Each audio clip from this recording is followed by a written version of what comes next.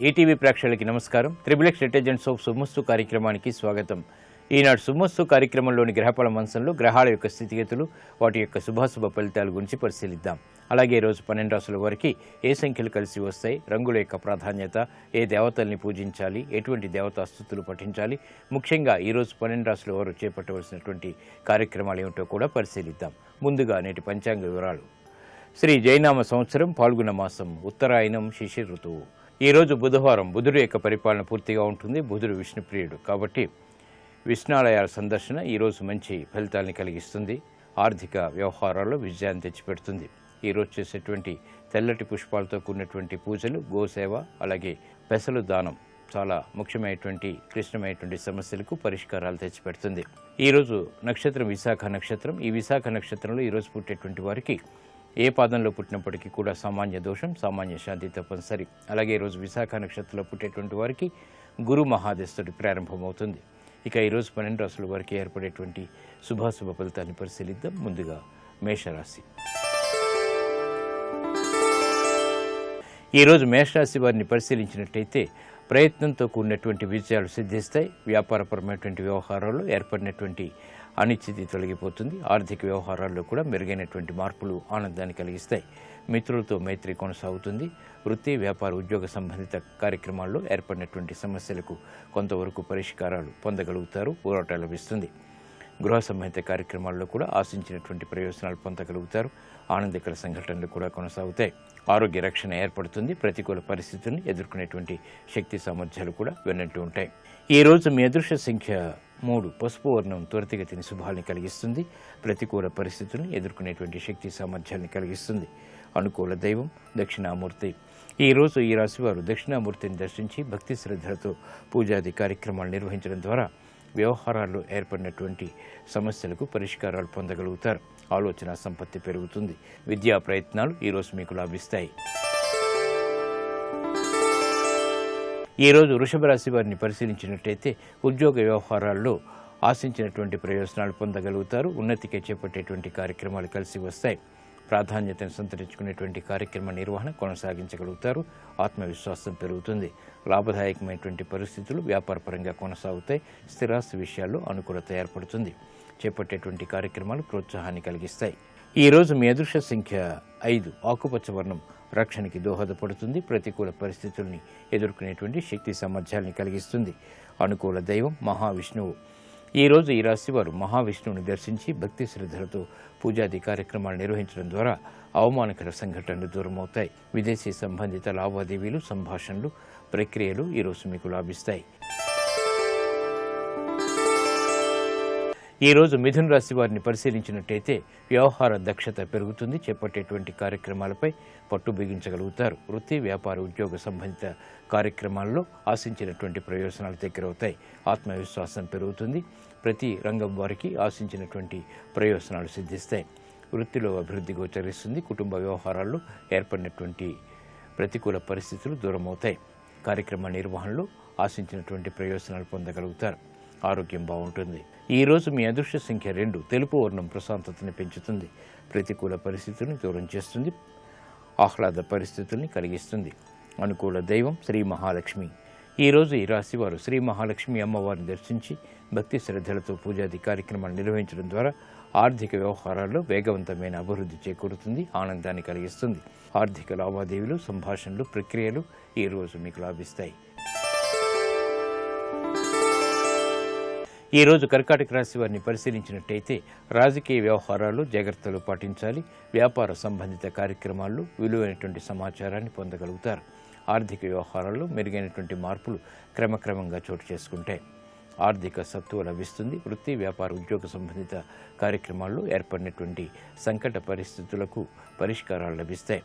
గృహ విషయాల్లో అనుకూలత కొనసాగుతుంది. కార్యక్రమ నిర్వహణలో నైపుణ్యం ఏర్పడుతుంది. శ్రద్ధ పెరుగుతుంది. ఈరోజు మీ అదృష్ట సంఖ్య 5. ఆకుపచ్చ వర్ణం రక్షణకి దోహదపడుతుంది. ఆహ్లాద పరిస్థితుల్ని కలిగిస్తుంది. అనుకూల దైవం ఈశ్వరుడు. ఈరోజు ఈ రాశి వారు శివాలయాన్ని దర్శించి ఈశ్వరుడికి అభిషేకాది కార్యక్రమాలు నిర్వహించడం ద్వారా గ్రహ అతి ప్రతికూలతని దూరం చేసుకోగలుగుతారు. జన్మ బృహస్పతి ద్వారా ఏర్పడే మానసిక క్లేశాలు దూరమవుతాయి. వ్యాపార నూతన నిర్ణయాలు ఈరోజు మీకు లాభిస్తాయి. ఈరోజు సింహరాశి వారిని పరిశీలించినట్టయితే మానసిక ప్రశాంతత కలిగి ఉంటారు. సమస్యలు ఉన్నప్పటికీ నెట్టుకు రాగలుగుతారు. వృత్తి, వ్యాపార, ఉద్యోగ సంబంధిత కార్యక్రమాల్లో ప్రోత్సాహాన్ని పెంపొందింప చేసుకునేటువంటి అవకాశాలు దగ్గరవుతాయి.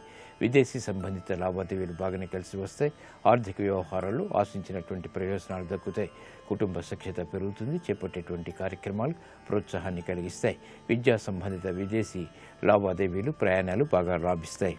ఈ రోజు మీ అదృష్ట సంఖ్య 9. ఎరుపు వర్ణం ధైర్యాన్ని కలిగిస్తుంది. ప్రతికూల పరిస్థితులను దూరం చేస్తుంది. అనుకూల దైవం లక్ష్మీ నరసింహస్వామి. ఈ రోజు ఈ రాశివారు లక్ష్మీ నరసింహస్వామిని దర్శించి భక్తి శ్రద్ధలతో పూజాది కార్యక్రమాలు నిర్వహించడం ద్వారా అష్టమ కుజకేతువుల ద్వారా ఏర్పడేటువంటి ప్రమాదాలు దూరమవుతాయి. రుణ ప్రయత్నాలు ఈరోజు మీకు లాభిస్తాయి. ఈరోజు కన్యారాశి వారిని పరిశీలించినట్టయితే మానసిక ప్రశాంతత పెరుగుతుంది. చేపట్టేటువంటి కార్యక్రమాల్లో ప్రోత్సాహం లభిస్తుంది.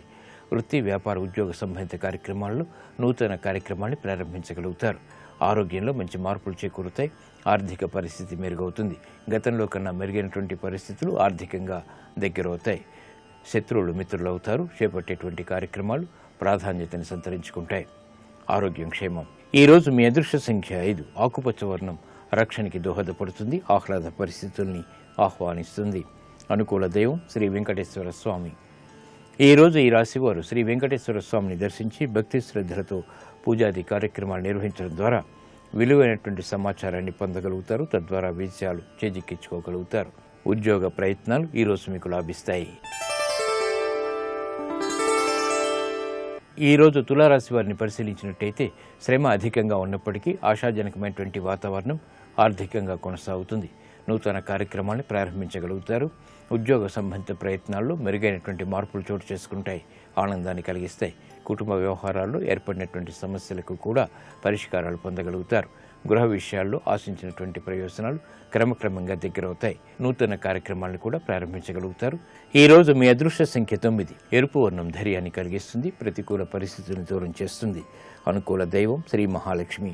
ఈ రోజు ఈ రాశివారు శ్రీ మహాలక్ష్మి అమ్మవారిని దర్శించి భక్తి శ్రద్ధలతో పూజాది కార్యక్రమాలు నిర్వహించడం ద్వారా వ్యయాన్ని నియంత్రించగలుగుతారు. ఆదాయాన్ని పెంపొందింప చేసుకోగలుగుతారు. విదేశీ సంబంధిత లావాదేవీలు, సంభాషణలు ఈరోజు మీకు లాభిస్తాయి. ఈరోజు వృశ్చిక రాశి వారిని పరిశీలించినట్టయితే వ్యవహారాల్లో ఏర్పడినటువంటి సమస్యలకు పరిష్కారాలు పొందగలుగుతారు. ఆర్థిక సత్తువ ఏర్పడుతుంది. వృత్తి, వ్యాపార, ఉద్యోగ సంబంధిత కార్యక్రమాల్లో ఏకాగ్రత పెరుగుతుంది. నూతన కార్యక్రమాలకు శ్రీకారం చుట్టగలుగుతారు. గృహ విషయాల్లో ఆశించినటువంటి ప్రయోజనాలు దగ్గరవుతాయి. నూతన వస్తు ప్రాప్తి లేకపోలేదు. అదృష్ట సంఘటనలు గృహరీత్యా చోటు చేసుకుంటాయి. శుభవార్తలు వింటారు.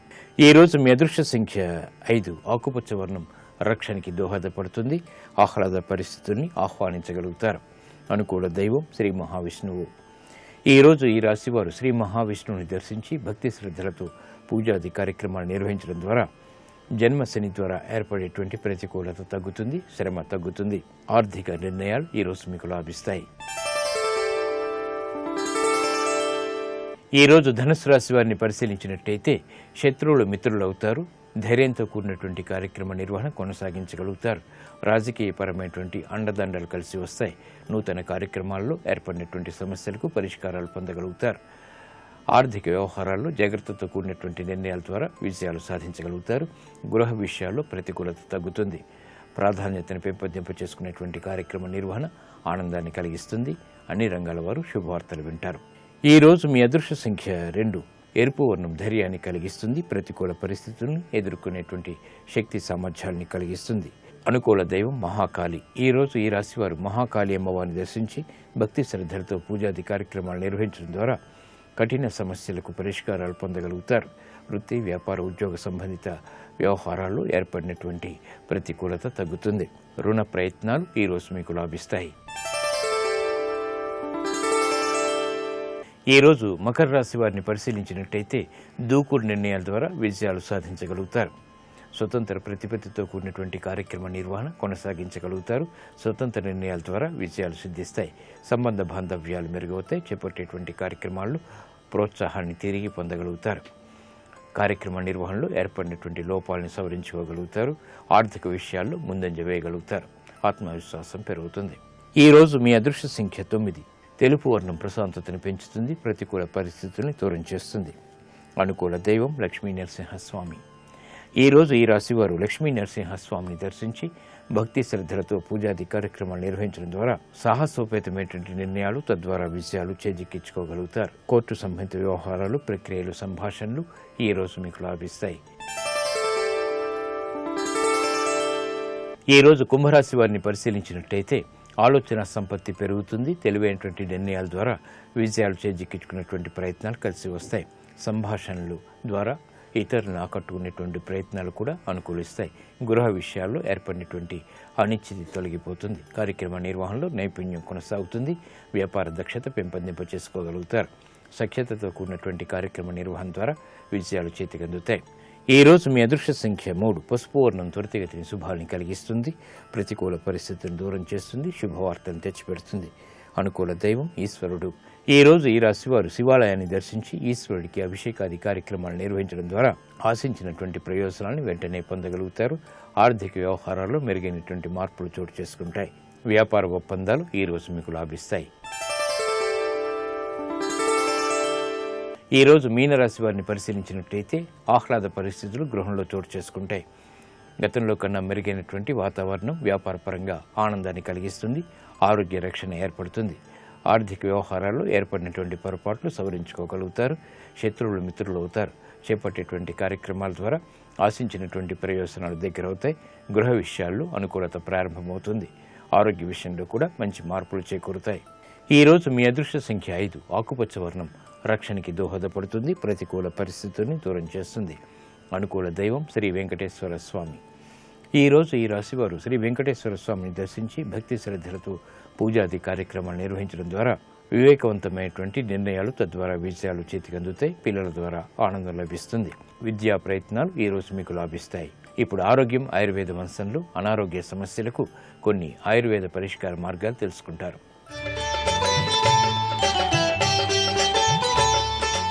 నమస్కారం.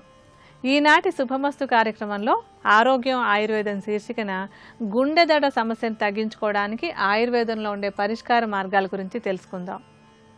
మామూలుగా అసలు మనకి గుండె కొట్టుకుంటున్నట్టు ఏమి తెలియకుండా గడిచిపోతూ ఉంటుంది. అంటే ఒక నిమిషానికి 60 నుంచి 80 సార్లు మన గుండె కొట్టుకుంటూ ఉంటుంది. అలా నార్మల్గా కొట్టుకుంటున్నప్పుడు మనకు అసలు అది జరుగుతోందనే తెలియకుండా జీవితం గడుస్తూ ఉంటుంది. అయితే కొన్ని సందర్భాలలో ఈ వేగం బాగా పెరిగిపోతూ ఉంటుంది. అంటే 90 సార్లు 100 సార్లు కొట్టుకోవడం మొదలెడుతుంది. అలా కొట్టుకుంటున్నప్పుడు మనకి దడగా ఉందని తెలుస్తుంది. అలాగే ఆ కొట్టుకునేటువంటి విధానంలో కూడా కొంచెం గట్టిగా కొట్టుకుంటూ ఉన్నా కూడా, సంఖ్యపరంగా 80 ఉన్నా గట్టిగా కొట్టుకుంటున్నా కూడా గుండె దడగా అనిపించడం మనకి తెలుస్తూ ఉంటుంది. ఇలా గుండె దడ అనేది రావడానికి కొన్ని మానసిక కారణాలు ఉంటాయి, కొన్ని శారీరక కారణాలు ఉంటాయి, కొన్ని గుండెలోనే కొన్ని సమస్యలు ఉంటూ ఉంటాయి.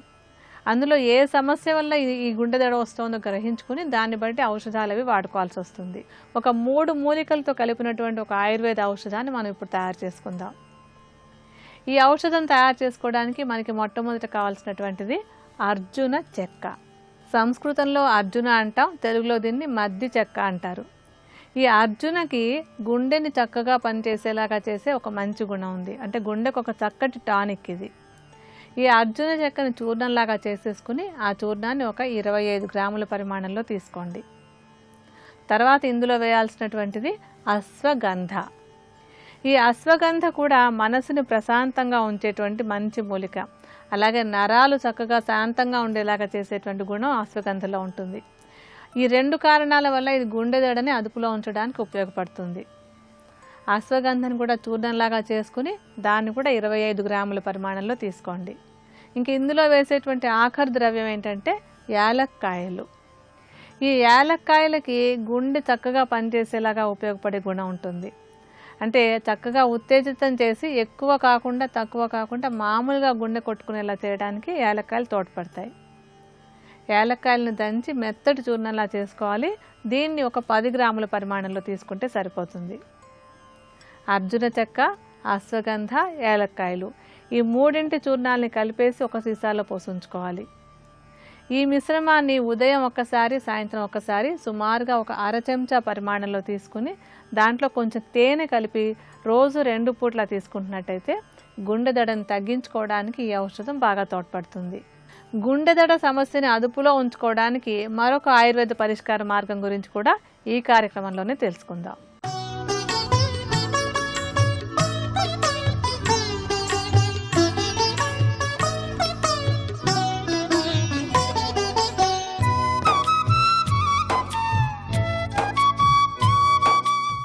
వేదమంతా ధర్మమే. ఏ ఆశ్రమానికి ఆ ధర్మం ఉంది. సన్యాసాశ్రమానికి ధర్మం ఏమిటి అంటే వాహనం ఎక్కకుండా ఉండడం. వాహనం ఎక్కకుండా పాదచారి తిరగాలి కనుక సన్యాసాశ్రమ ధర్మాన్ని నిలబెట్టడానికి శంకర భగవత్పాదులు 3 మార్లు భరతఖండమంతటా కూడా పాదచారి తిరిగారు. సత్యదండాన్ని చేతపట్టి అవైదికమైన వాదనలను ఖండించి వేదము యొక్క ప్రమాణమును మళ్ళీ నిలబెట్టారు. ఎందుకంటే వేదము యొక్క ప్రమాణము తిరస్కరింపబడి అవైదికమైనటువంటి వాదనలు ప్రబలిన రోజులలో శంకర భగవత్పాదులు అవతార స్వీకారం చేశారు. చేసి మొట్టమొదట వారు చేసినది ఏది అంటే శృతి ప్రమాణాన్ని నిలబెట్టారు. అందుకే వారి అవతార పరిసమాప్తి యందు కూడా వారి సందేశం అదే, వేదో నిత్యమధీయతాం తదుదితం కర్మస్వనుష్ఠీయతాం అంటారు. వేదమును ప్రమాణముగా అంగీకరించండి, వేదం చదువుకోండి, వేదం ఎలా చెప్పిందో అలాగే ప్రవర్తించండి. అటువంటి శంకర భగవత్పాదులు పరమశివ పార్వతీదేవుల యొక్క సమాహార స్వరూపము అంటారు పెద్దలు. ఎందుచేత అంటే కేవలము శివుడైతే తనలో తాను రమిస్తూ ఉంటాడు. ఆత్మారాముడై తనలో తాను రమిస్తూ కదలిక లేకుండా ఉండిపోయేది శివస్వరూపం. ఎప్పుడూ కదులుతూ ఉండేది శక్తి స్వరూపం, పరదేవత. శంకరులు లోపల పరమ అద్వైత స్వరూపులై ఉంటారు. లోపల కదలిక ఉండదు. ఆయన ఎప్పుడు ఆత్మగా నిలబడి ఉంటారు. కదలికలు మన కొరకు. ఆయన కదలికలు ఏవి ఉన్నా అవి మన కొరకు, మనని ఉద్ధరించడానికి కిందకి దిగుతారు. దిగి ఎక్కడ భక్తి అవసరమో, ఎక్కడ కర్మ అవసరమో, ఎక్కడ జ్ఞానం అవసరమో, ఎక్కడ ఏ స్థాయిలో ఏది ఉపదేశం చెయ్యాలో దానిని ఉపదేశం చేస్తూ ఉంటారు. అందుకే శంకరులు మనకి ప్రస్థానత్రయానికి భాష్యం ఇచ్చారు. భగవద్గీత, బ్రహ్మసూత్రములు, ఉపనిషత్తులు ఈ మూడిటిని ప్రస్థానత్రయం అంటారు. ప్రస్థానత్రయానికి భాష్యం ఇచ్చారు. సామాన్యమైనటువంటి స్తోత్రములను ఇచ్చారు. మధ్యలో శివానందలహరి, సౌందర్యలహరి వంటి అపురూపమైనటువంటి గ్రంథములను ఇచ్చారు.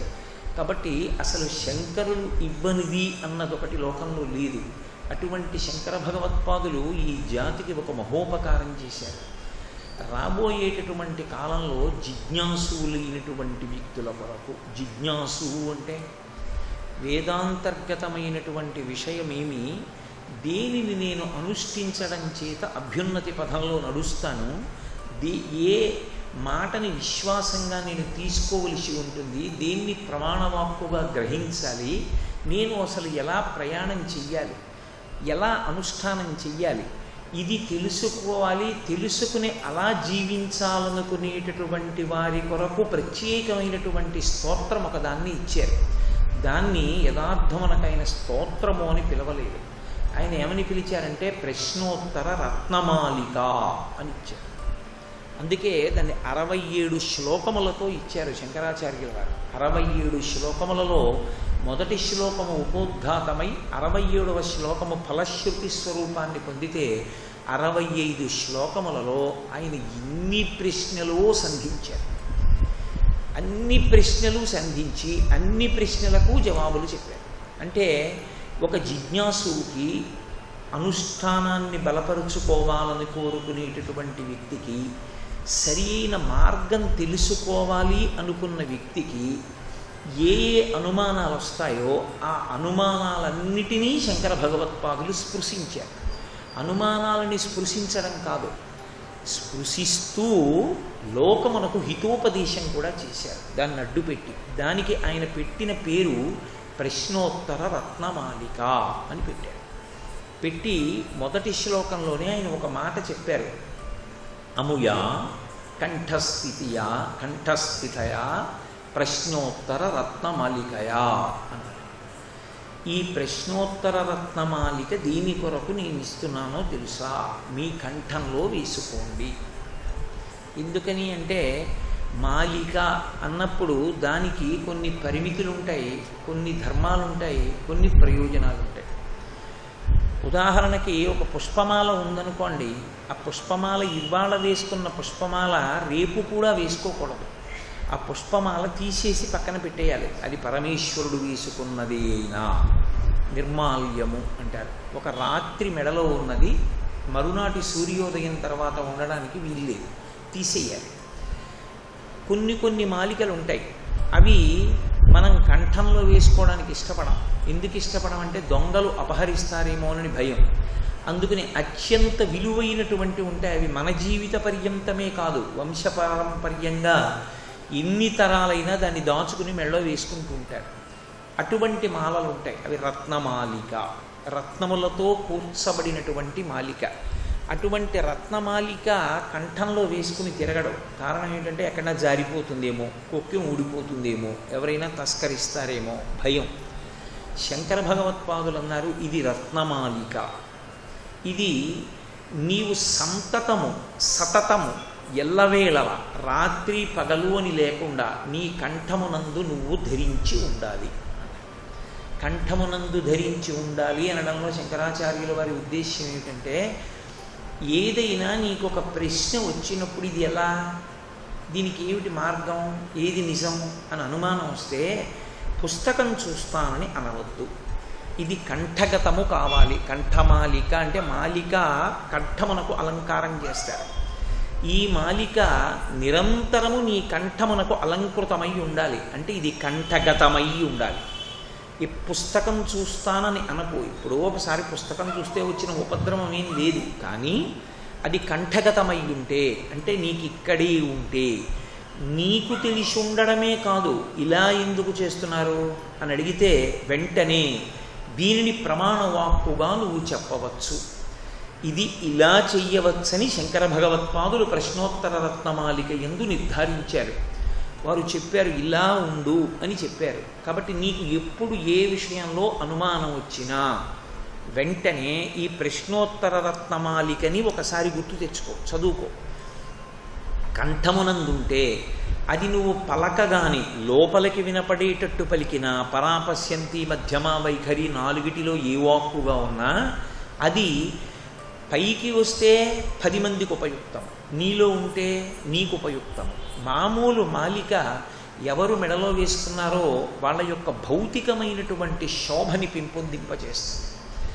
ఒకానొక స్థితిలో భౌతికమైన శోభని అది పెంపొందింప చెయ్యలేదు, వారికి వారి ఐశ్వర్యమునకు ఒక ప్రతీకగా నిలబడుతుందంతే. ఏదో యవ్వనంలో ఉన్న వ్యక్తి వేసుకున్నాడు అనుకోండి, ఆయనకి అది శోభస్కరంగా అందంగా ఉండొచ్చు. కానీ ఆయనకి 90 ఏళ్ళు వచ్చాక మెడలో వేసుకున్నాడు అనుకోండి, అది చాలా వికృతంగా ఉండొచ్చు. కానీ చాలా ఖరీదైన మాల ఆయన వేసుకున్నాడు అని చెప్పడానికి మాత్రం పనికొస్తుంది. ఇది అటువంటి మాల కాదు, భౌతికమైనటువంటి శోభనిపించేటటువంటి మాల కాదు, ఆత్మోద్ధరణకారకమైనటువంటి మాల. దీనిని నువ్వు ఎప్పుడూ మెడలో ధరించి ఉన్న కారణం చేత, దీన్ని జ్ఞాపకం తెచ్చుకుని అనుష్ఠించిన కారణం చేత ఉత్తమమైనటువంటి పథంలో నువ్వు ప్రయాణించగలిగినటువంటి స్థితిని పొందుతావు. కాబట్టి జిజ్ఞాసువులకు ఎన్ని ప్రశ్నలు ఉంటాయో అన్ని ప్రశ్నలను, అన్ని ప్రశ్నలకు జవాబులను శంకర భగవత్పాదులు కూర్చి ఆయనకి ఆయనే ప్రశ్న వేసేసుకున్నారు. ఇది క్రిందకి దిగి వచ్చుట అంటారు. క్రిందికి దిగి వచ్చుట అన్న మాటకు అర్థం ఏంటంటే ఒక ఉపనిషత్ స్వరూపమును పొందుట. ఉపనిషత్ అంటే శిష్యుడు గురువుని ప్రశ్న వేస్తాడు, గురువు జవాబు చెప్తాడు. ఇది ఏదో శంకరులు ఎప్పుడూ ద్వైతమునందున్నవారు అని మీరు ఊహ చేయకూడదు, అది తప్ప భావన.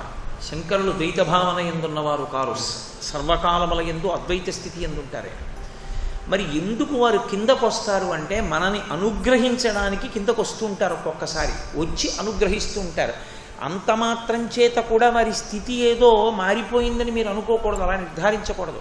వారు ఎప్పుడూ అద్వైత స్వరూపంలోనే ఉంటారు. ఉన్నది ఒక్కటైన ఏ పదార్థం ఉన్నదో ఆ పదార్థముగానే వారు అనుభూతి ఎందు ఉంటారు. కానీ శిష్యోద్ధరణ కొరకు కిందకు వస్తారు. ప్రశ్నోత్తర రత్నమాలికలోనే ఒక చోట చెప్తారు ఆయన. కాబట్టి ఆయనే ప్రశ్న వేశారు, ఆయనే జవాబు చెప్పారు. ప్రశ్నోత్తర రత్నమాలిక శంకరాచార్యుల వారిని ఎవరో ప్రశ్నలు వేశారని, శంకరాచార్యుల వారు జవాబులు చెప్పారని, ఈ రెండిటినీ ఎవరో మళ్ళీ కూర్చారని మీరు అనుకోకూడదు. శంకరాచార్య స్వామి వారే మనకి ఏ ప్రశ్న తోచాలో అది మన పనుపున ఆయనే వేశారు, దానికి జవాబు కూడా ఆయనే చెప్పారు. ఎందుకని అంటే కనీసం అటువంటి ప్రశ్న ఒకటి వెయ్యాలన్న ఆలోచన కూడా రాని స్థితిలో ఒకవేళ మనం ఉండిపోయినా, ఓహో ఇది తెలుసుకోవలసిన విషయము అన్నది మనకి గుర్తులో ఉండడానికి ప్రశ్న ఆయనే వేశారు, జవాబు ఆయనే చెప్పారు. శ్రీ ఉమామహేశ్వర పరబ్రహ్మార్పణమస్తు. స్వస్తి.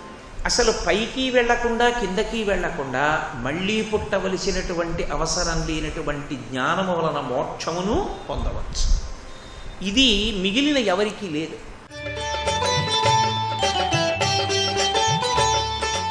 గుండెదడ సమస్యను అదుపులో ఉంచుకోవడానికి మరొక ఆయుర్వేద మార్గం గురించి ఇప్పుడు తెలుసుకుందాం. ఈ గుండెదడ ఎక్కువగా ఉండడానికి ఏ కారణం ఉంది అనేటువంటి తప్పనిసరిగా గ్రహించుకోవాలి. ఏదైనా హైపర్ టెన్షన్ అంటే రక్తపోటు ఎక్కువగా ఉన్నట్టయితే దాన్ని అదుపులోకి తీసుకురావాలి. అలాగే థైరాయిడ్ కొంచెం ఎక్కువగా పనిచేయడం, హైపర్ థైరాయిడిజం అంటాం, అటువంటి సమస్య ఉంటే కూడా విపరీతంగా గుండెదడ వస్తూ ఉంటుంది. అంటే మనకి ఎటువంటి మానసిక ఒత్తిడి అది లేనప్పుడు కూడా గుండెదడ వస్తుందంటే కనుక థైరాయిడ్ సమస్య ఉందా లేదా అని తెలుసుకుని దానికి వైద్యం చేయించుకుంటే కూడా గుండెదడ తగ్గించుకోవడానికి అవకాశం ఉంటుంది. అలాగే గుండెదడ అదుపులో ఉండాలంటే కాఫీ తాగే అలవాటు తగ్గించుకోవాలి, టీ తాగే అలవాటు తగ్గించుకోవాలి.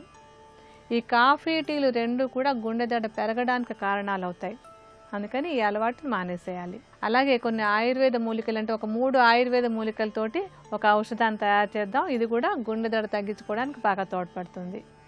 ఇందులో కూడా మనం మొట్టమొదటి వేసుకునేటువంటిది అర్జున చెక్క. ఈ అర్జున చెక్క గుండెకి టానిక్ అని మనం ఇందాక చెప్పుకున్నాము. ఇది గుండె చక్కగా అంటే అతి వేగము లేకుండా తక్కువ లేకుండా సక్రమంగా కొట్టుకునేలాగా చేయడానికి బాగా ఉపయోగపడుతుంది. అర్జున చెక్కను చూర్ణలాగా చేసేసుకుని దీన్ని ఒక 50 గ్రాముల పరిమాణంలో తీసుకోవాలి.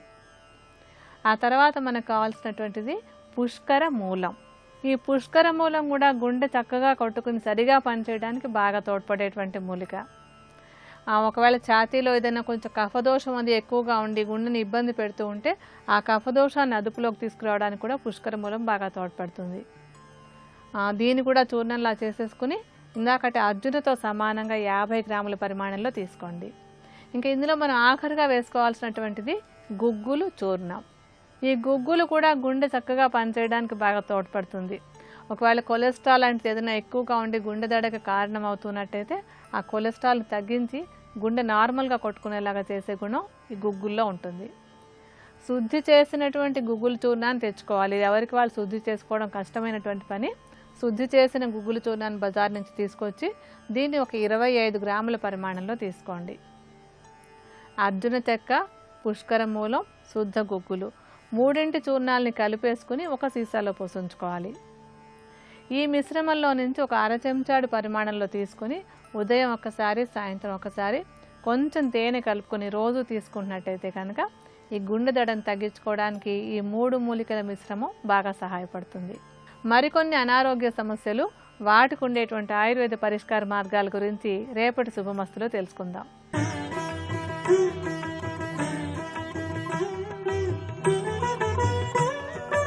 ట్రిబుల్-ఎక్స్ డిటర్జెంట్ సోప్ శుభమస్తు కార్యక్రమంలో శుభయోగం శీర్షికకి స్వాగతం. ఈ శీర్షికన దైనందిన జీవితంలో అదృష్ట భాగ్యానికి, లక్ష్మీ కటాక్షానికి, ధనప్రాప్తికి రంగులు ఏ విధంగా సహకరిస్తాయో పరిశీలిద్దాం. గృహంలో స్త్రీలు ధరించే బొట్టు బిళ్ళల రంగు గృహ యజమాని యొక్క ధన సమృద్ధికి, కుటుంబ సభ్యులందరి యొక్క ధన సమృద్ధికి ఎంతగానో సహకరిస్తుంది.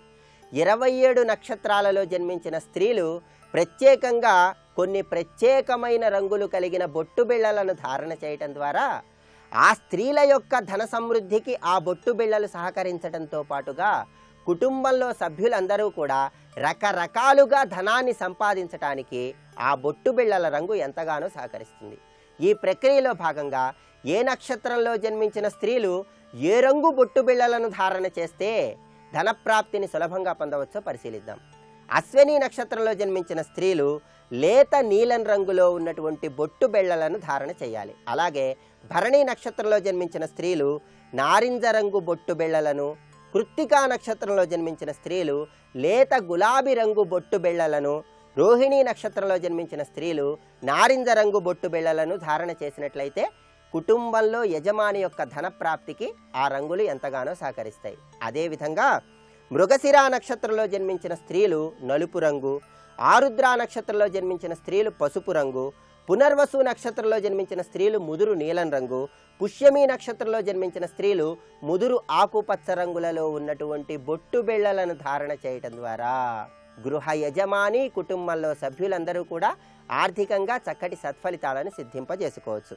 అలాగే ఆశ్లేష నక్షత్రంలో జన్మించిన స్త్రీలు ఎవరైనా చిత్రవర్ణం అంటే 2-3 రంగులు కలిసిన బొట్టు బిళ్ళలను ధారణ చేయటం ద్వారా ధనప్రాప్తిని సులభంగా పొందవచ్చు.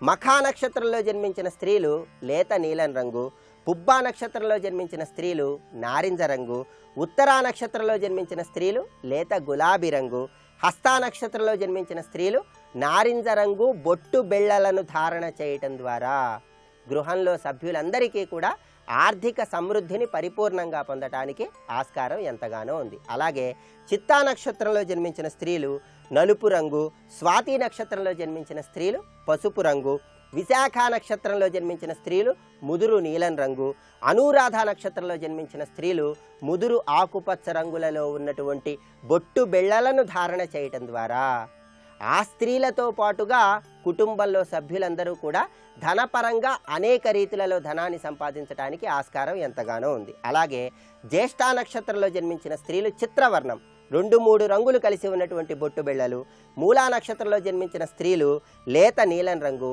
పూర్వాషాఢ నక్షత్రంలో జన్మించిన స్త్రీలు నారింజ రంగు, ఉత్తరాషాఢ నక్షత్రంలో జన్మించిన స్త్రీలు లేత గులాబీ రంగు బొట్టు బిళ్ళలను ధారణ చేయటం ద్వారా ధనప్రాప్తికి ఆ బొట్టు బిళ్ళల రంగు ఎంతగానో సహకరిస్తుంది.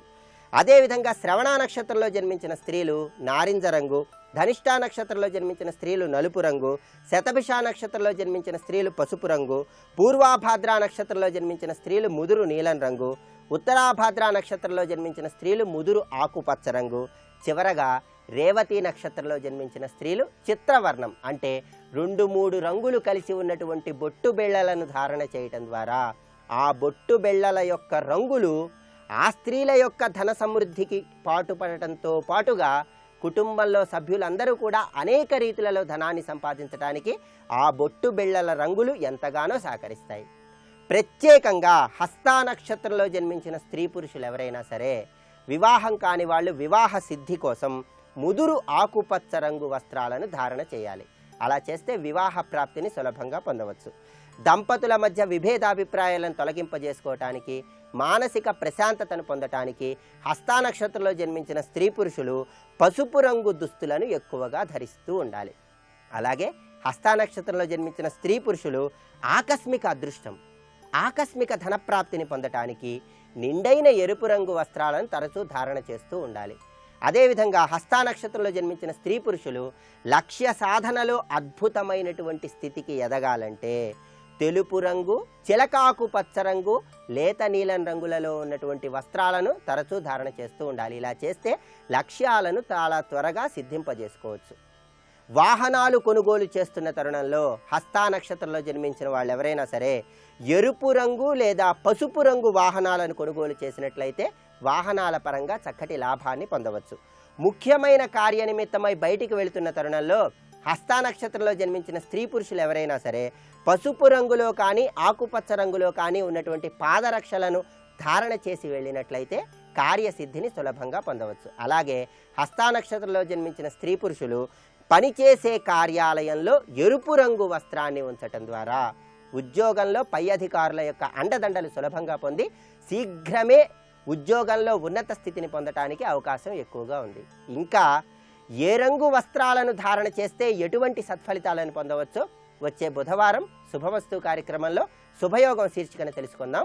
రేపటి శుభమస్తు కార్యక్రమంలో శుభయోగం శీర్షికన కేతువుకు ప్రీతిపాత్రమైన ఉలవలను దానం చేస్తే ఎటువంటి సత్ఫలితాలు కలుగుతాయో పరిశీలిద్దాం.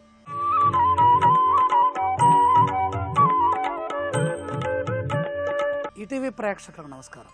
ట్రిపుల్-ఎక్స్ డిటర్జెంట్ సోప్ శుభమస్తు కార్యక్రమంలో నక్షత్ర యోగానికి స్వాగతం. ధనిష్ఠా నక్షత్రంలో జన్మించడం ద్వారానే ధనప్రాప్తి కలుగుతుంది. సహజ ధన శబ్ద ప్రయోగం ఈ నక్షత్రంలో కనపడుతుంది. ధనిష్ఠ అంటేనే ధనమునిచ్చున్నది. అలాగే రెండవ పాదం వ్యాపారాంశలో ఉంది. ఇది కన్యాంశ. వ్యాపారానికి ఆకర్షణ చాలా అవసరం. బంగారానికి మెరుగు ఎలాగో వ్యాపారానికి ఆకర్షణ, ప్రచారం ఈ రెండూ కావాలి. ఈ రెండు కన్యా లగ్నంలో కానీ కన్యారాశిలో కానీ జన్మిస్తే ఏర్పడుతుంది. ఇక్కడ నక్షత్రమేమో రెండవ పాదం మకర రాశికి చెందింది, పాదమేమో మకరాత్తు భాగ్యస్థానం అంటే మకర రాశి నుండి 9వ ఇల్లైన కన్యలో చేరింది. భాగ్యము అంటేనే భోగాన్ని ప్రసాదించేది. వ్యాపారానికి కావలసిన ప్రధానమైన ఇంధనం ఏమిటి? ఐశ్వర్యం, సంపద. కొంత సంపద పెట్టి దాన్ని మరింతగా వృద్ధి చేసేటటువంటి లక్షణం వ్యాపార లక్షణం. ఈ రెండవ పాదానికి బుధుడు అంశాధిపతి అవుతున్నారు. ద్వితీయ పాదస్య బుధః కన్యాంశః వాక్ వినయ సంపన్న. వ్యాపారానికి ఏది కావాలో అది ఇక్కడ ఉన్నది అని చెబుతోంది శాస్త్రం. వాక్కు, వినయము ఈ రెండూ కూడినటువంటి సంపద. వాక్ వినయ సంపన్న, విద్యావాన్, మృదుభాషి, పూజాసక్త. మృదుభాషి సౌమ్యంగా మాట్లాడటం, మధురంగా మాట్లాడటం, సున్నితంగా మాట్లాడటం. పూజాసక్త భగవంతుడి యందు ఆసక్తి కలిగి ఉండటం, ముందు జాగ్రత్త కలిగినటువంటి వ్యక్తిత్వం. ప్రతి అంశంలో రక్షణ కలిగినటువంటి ఆలోచన, దురాలోచన ఉండదు, దూరాలోచన. భవిష్యత్తు ప్రణాళికలు రచించడం, నిర్వహణ సామర్థ్యం కలిగి ఉండటం. ఇవన్నీ ఎప్పుడొస్తాయి? బాగా చదువుకుంటే వస్తాయి, లేదా పండిత కుటుంబంలో జన్మిస్తే వస్తాయి. ఇవన్నీ లేకుండా సహజంగా రావాలి అంటే ధనిష్ఠ నక్షత్రం రెండవ పాదంలో జన్మించాలి. రెండవ పాదంలో జన్మించడం ద్వారా సహజ ధన లక్షణాలతో పాటు సహజ వ్యాపార సంపద, సహజ వినయ సంపద, సహజ విద్య, లోకానికి ఉపయోగపడుతూ సంఘసేవ చేస్తూ 10 మందికి ఉపయోగపడేటటువంటి పనులు చేసే మంచి వ్యక్తులుగా, పరిపాలకులుగా మొదటి పాదంలో కనపడుతుంటే, ఇక్కడ వ్యాపార దక్షత, వ్యాపార సామర్థ్యం కలిగినటువంటి వ్యక్తులుగా రెండో పాదంలో కనపడుతోంది. రెండో పాదంలో జన్మించడం, సంభాషణ చతురత కలిగి ఉండటం, సమాచార సాంకేతిక సంపత్తి ఏర్పడి ఉండటం, రాయుబారులుగా ఉండటం, సహజ లక్షణాలు. ఇవన్నీ సౌమ్యులై ఉంటారు, అలాగే సున్నితంగా ఉంటారు. మనస్సు చాలా సున్నితంగా ఉంటుంది. 2, 3, 4, 5 తరాల వరకు తరగని ధనాన్ని దాచిపెడతారు. బుధవారం అదృష్టవారంగా భావించి శుభ కార్యక్రమాలు ప్రారంభిస్తే మరిన్ని విజయాలు సొంతమవుతాయి. ఆకుపచ్చని రంగు వస్త్రముల రూపంలో ధరించిన, పూజా సమయాల్లో ఆకుపచ్చని వస్త్రములు కట్టుకొని పూజ చేసుకున్న మంచి జరుగుతుంది. లక్ష్మీనాథుణ్ణి బుధవారం పూజించిన, అర్చించిన, స్మరించిన, స్తోత్రపాఠం చదివిన పరమాత్మ కృప లభిస్తుంది. ప్రధానంగా అష్టాక్షరి మహామంత్రం కానీ విష్ణు సహస్రనామాన్ని పారాయణం చేస్తే చాలా ఉపయుక్తంగా ఉంటుంది.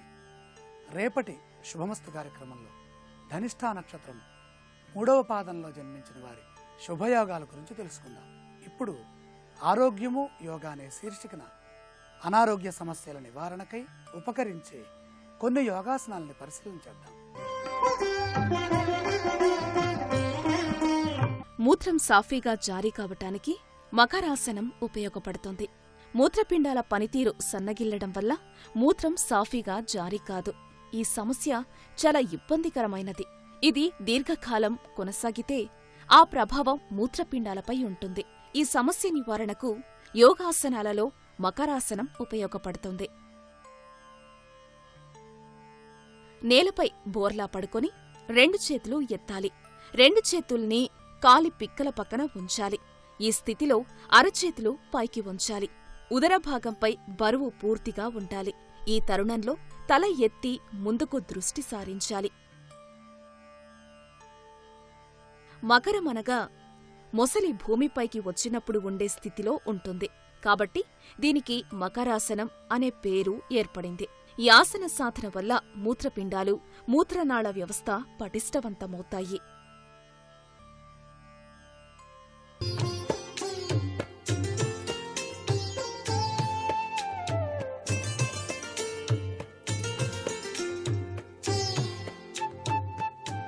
ట్రిపుల్ ఎక్స్ డిటర్జెంట్ సోప్ శుభమస్తు కార్యక్రమంలో గృహబలం అంశానికి స్వాగతం.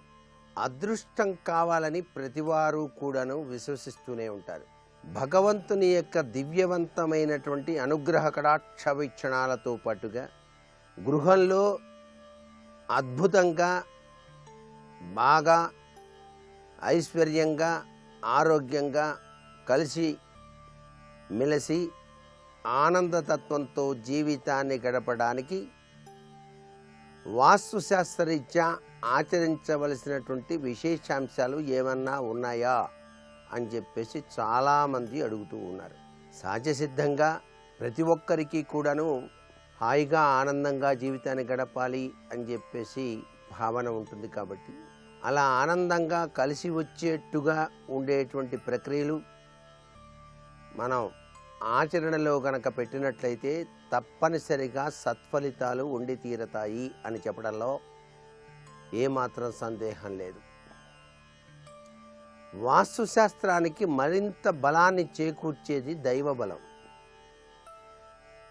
ఏ ఇంటి ఇల్లాలు, ఇంటి యజమాని నిత్యం కూడా సూర్యోదయాత్పూర్వమే నిద్ర నుంచి లేచి దైవ సంబంధమైనటువంటి ఆలోచన సరళితో తన జీవితాన్ని ప్రారంభిస్తారో ప్రతినిత్యం ఆ ఇంట ఎప్పుడూ కూడాను ఆనందం వెళ్ళి విరుస్తుంది అని చెప్పడంలో ఏమాత్రం సందేహం లేదు. అలాగే దైవ సంబంధమైనటువంటి వస్తువులు మీరు పూజ చేసేటువంటి ఆ పూజా మందిరంలో ఉంచుకున్నప్పటికీ కూడా చాలా చక్కటి యోగవంతమైన సత్ఫలితాన్ని పొందుతారు. నగలు దాచుకునే బీరువాలో అయినా సరే, లేక మీరు పూజ చేసేటువంటి ఆ యొక్క దైవ మందిరం వద్దైనా సరే, పరమ పవిత్రవంతమైనటువంటి అదృష్టాన్ని ప్రసాదింపచేసేటువంటి వస్తువులు ఉంచుకోవటం గృహ వాస్తురీత్యానే కాకుండా మీ పురోభివృద్ధికి శతవిధాలుగా సహకరిస్తాయి అపూర్వ వస్తువులు. ఆ యొక్క సత్ఫలితాన్ని ప్రసాదించేటువంటి ప్రక్రియల్లో కొన్ని ఆచరణీయమైనటువంటి సూత్రాల్లో ప్రతి ఒక్కరూ కూడా గుర్తుపెట్టుకోవాల్సింది కస్తూరికాయ. కస్తూరి మృగం అని చెప్పేసి ఉంటుంది. ఆ మృగానికి వెనుక భాగాన పరమేశ్వరుని యొక్క అనుగ్రహం చేత అద్వితీయమైనటువంటి కస్తూరి సుగంధభరితంగా ఒక కాయలాగా పుడుతుంది. కొంత వయసు వచ్చేసరికి ఆ మృగానికి వెనక ఉన్నటువంటి ఆ కాయ కాస్త జారి కింద పడిపోతుంది. ఆ కాయని గనక సంపాదించి మీరు గనక మీ బీరువాలో ఉంచుకున్నా లేక పూజా మందిరంలో ఉంచుకున్నా మీకు రావలసినటువంటి బాకీలు వెనువెంటనే రావటం, వ్యాపారంలో పురోభివృద్ధి కలగటం, అంతఃశత్రు ప్రభావం ఉన్నట్టయితే అది కూడా తొలగిపోవటం, అదృష్ట లక్ష్మి తలుపు తట్టడం లాంటి సంఘటనలు కోకొలలుగా జరిగి తీరుతాయి అని చెప్పేసి శాస్త్రం. అలాగే దక్షిణావృత శంఖం అని చెప్పేసి చక్కటి తెలుపు రంగు కలిగినటువంటి శంఖం ఉంటుంది. ఆ శంఖంలో ప్రతినిత్యం మీరు పూజ చేసేటప్పుడు నీరు పోసి శంఖం పైన గంధం కుంకుమ అద్ది ఆ శంఖానికి చక్కటి పువ్వును పెట్టి నమస్కృతాంజలు గనక గడించి ఆ శంఖంలో ఉన్నటువంటి నీటిని మీ యొక్క శరీరం పైన చల్లుకోవటమే కాకుండా ప్రతి ఒక్క సింహద్వార పైభాగాన చల్లినట్లయితే వాస్తుశాస్త్రరీత్యా మీ ఇంటిలోనికి ప్రవేశించినటువంటి అతీంద్రమైనటువంటి శక్తులు ఏమన్నా ఉన్నట్లయితే అవన్నీ కూడా పటాపంచలైపోయి ఆరోగ్యప్రదమైనటువంటి జీవితాన్ని సాగించడానికి ఆస్కారం అత్యధికంగా ఉంటుంది. అలాగే ఏకముఖి రుద్రాక్ష అని చెప్పేసి మనకి పరమేశ్వరుడు ప్రసాదించిన దివ్యవంతమైనటువంటి వరం. ఆయన యొక్క కన్నీటి ధార నుంచి హిమాలయ పర్వత ప్రాంతాల్లో రుద్రాక్ష చెట్లు మొలిచాయి. ఆ రుద్రాక్షల్లో ఏకాక్షి ఏకముఖి రుద్రాక్ష అంటే స్వామివారి యొక్క కనుల నుంచి జాలువారినటువంటి అద్భుతవంతమైన రుద్రాక్ష. ఆ ఏకముఖి రుద్రాక్ష అనేటువంటిది గనక మీరు పూజా మందిరంలో ఉంచి నిత్యము అభిషేకం చేసిన, లేక హరహర మహాదేవ శంభో శంకర అంటూ నీళ్లు పోసిన, చక్కగా తుడిచి గంధం, తెల్ల అక్షతలు, విభూది ఆ ఏకముఖి రుద్రాక్షపై చల్లి స్వామివారికి ప్రీతివంతమైనటువంటి మారేడు దళాన్ని ఆ ఏకముఖిపై ఉంచి నమస్కృతాంజలు ఘటించిన, ఇంద్రత్వ లక్షణాలతో ఆ ఇంటి యజమాని తొలతూగుతాడు. అంటే గొప్ప విశేషవంతమైనటువంటి అభివృద్ధికరమైనటువంటి ప్రభావంతో జీవితాన్ని గడుపుతాడు. అదృష్టకరమైనటువంటి ప్రభావాన్ని మీరు పొందటానికి పరమేశ్వరుడు ప్రసాదించిన అమృతవరాలుగా భావించాలి. మరికొన్ని ముఖ్య విషయాలు రేపటి శుభమస్తు కార్యక్రమంలో తెలుసుకుందాం. ఇప్పుడు ఆరోగ్యం యోగా అనే శీర్షికన అనారోగ్య నివారణకు ఉపకరించే కొన్ని యోగాసనాలు ఏమిటో చూద్దాం. మూత్రం సాఫీగా జారీ కావటానికి అధోముఖ ఏకపాద ఏకహస్త ఉత్తన్నాసనం కూడా ఉపకరిస్తుంది. మూత్రపిండాల పనితీరుపైనే శరీరంలోని మలినాల తొలగింపు అనేది ఆధారపడి ఉంటుంది. శరీరంలోని మలినాల్ని తొలగించి శరీరాన్ని ఎల్లప్పుడూ పరిశుభ్రంగా ఉంచటంలో మూత్రపిండాలు కీలక పాత్ర పోషిస్తాయి. మూత్రపిండాలు ఆరోగ్యంగా ఉంటేనే మూత్రం సాఫీగా తగు పరిమాణంలో జారీ అవుతుంది. మూత్రం సాఫీగా జారీ కావటానికి అధోముఖ ఏకపాద ఏకహస్త ఉత్తన్నాసనం ఉపకరిస్తుంది. నేలపై బోర్లా పడుకుని కుడికాలును ఎడమ చేతిని పైకి ఎత్తి అలా ఉంచాలి. ఈ స్థితిలో ఎడమకాలు కుడి చెయ్యి వదులుగా విశ్రాంతి స్థితిలో ఉంచాలి. ఇలా కాసేపు ఉన్నాక ఆ తర్వాత ఎడమకాలును కుడి చేతిని పైకి ఎత్తాలి. కుడికాలు ఎడమ చేతిని విశ్రాంతి స్థితిలో ఉంచాలి. ఈ ఆసన సాధన వల్ల మూత్రనాళ వ్యవస్థ బలోపేతమవుతుంది.